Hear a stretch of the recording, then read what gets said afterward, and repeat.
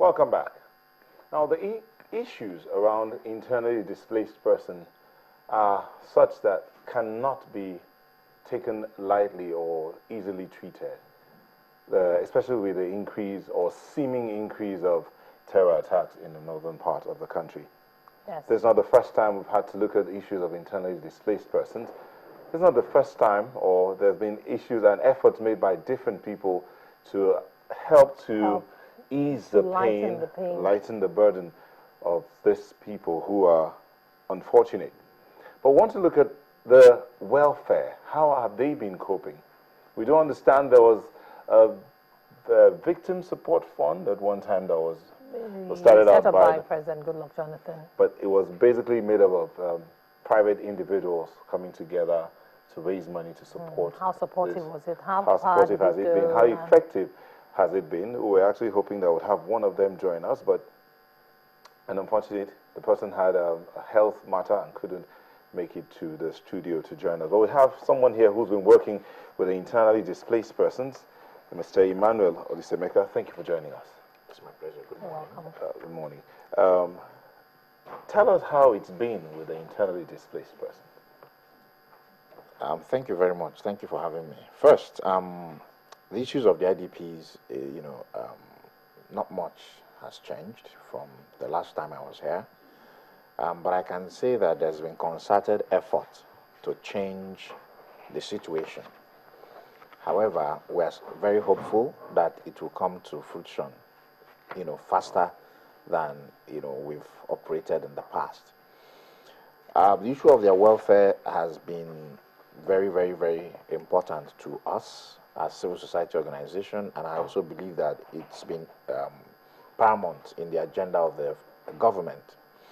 Because if you look at what has been going on, the efforts of the federal government vis-a-vis the intervention by the United Nations, as we speak today, the figure stands at about 3.3 total, 1.5 million in the 3 northeast states. I'm talking about those in the camps right now. Now, the United Nations Office for Coordination of Humanitarian Affairs is the one coordinating international relief efforts within the 3 northeast states, Adamawa, Yobe, and Borno State. But with a lot of emphasis in Maiduguri, where you have about 22 camps. So far, they are the ones handling that. So they have a cluster within that zone. They have UNICEF, UN, Save the Children, WHO, and such like. So you can say there's been concerted effort. But the truth is that they are still overwhelmed, given the fact that they sought for about 100.3 million for the Nigerian strategic response plan. But so far, they've only been able to raise 10% of that money. And 10%... $103 million or $103 million okay. So far. And they've only been able to raise 10% of that fund. Now, that is exclusive to the United Nations. And United Nations cluster is funded by Japan, Germany, EU institutions. I was talking about UK, European Union, and the rest. Denmark, Sweden, and Switzerland. These are 6 countries that have been able to raise something, within this, in this pause. So they have about roughly 11.3 million or thereabout there. Now, as we speak still, there is no Nigerian, pool, there's no pool of funds from the Nigerian counterpart. Aside the victim support funds that we heard, well, I don't know how clear that is, but I'm sure the present government is looking into that. We had about 25 billion was raised through the private sector efforts that the immediate past President Jonathan initiated. So you have that. They haven't done anything. You have the presidential initiative, on the Northeast, Pine. Till today, we don't know what they are doing. That's the truth. Then you have Save the School Initiative, Safe School Initiative. The essence of that is to be able to build schools, make it more safe and more conducive, and also encourage children to, go back to school. Yes, something began, but of course I can tell you authoritatively that the 3 Northeast governors have hijacked it. Well, hold on. The Northeast governors have hijacked the Safe School Initiative. Exactly. Which was supposed to be a federal government Have project. hijacked the project or the funds that have accrued? When we to talk the about project? hijack, you can already hijack funds. Then you do the project. If you have the funds, then you'll be able to do the project. So as we speak, is with the state governors. So, and they are stalling progress.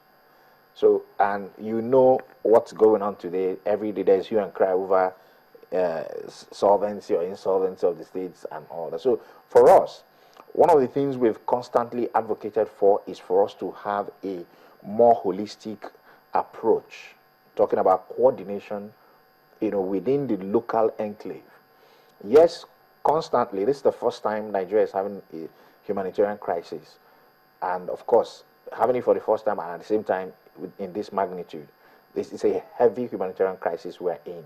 But the truth is that many people still feel it's child's play, but it's not. Okay, I beg your pardon there. When you say the 3 Northeastern governors are stalling progress, it's could you clarify? Because one would think these are the governors who have cried out and said, we need help.